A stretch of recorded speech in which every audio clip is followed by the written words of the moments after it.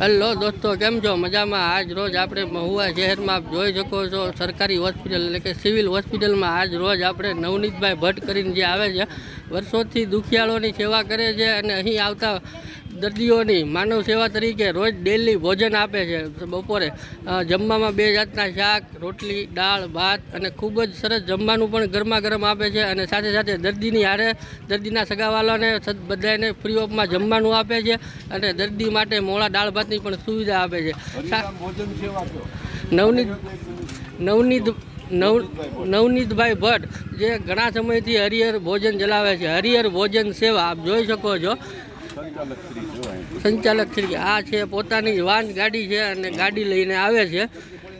Mahuva civil હોસ્પિટલમાં દરરોજ બપોરે 12 વાગે આવી જાય છે। 2 જાતની સબ્જી, દાળ, ભાત અને દાખલ થતા દર્દીઓને પ્રેમથી જમાડે છે।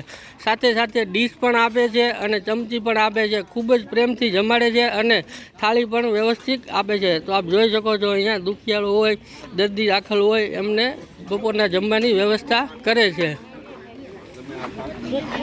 આપ જોઈ શકો છો જમવામાં 2 પ્રકારના સબ્જી, દાળ, ભાત, ગરમા ગરમ રોટલી આપ જોઈ શકો છો। એટલું આખું તપેલા ભરી ભરીને આવે છે અને બધા દર્દીઓ ખાય છતાં બધું ખાલી કરીને જાય છે।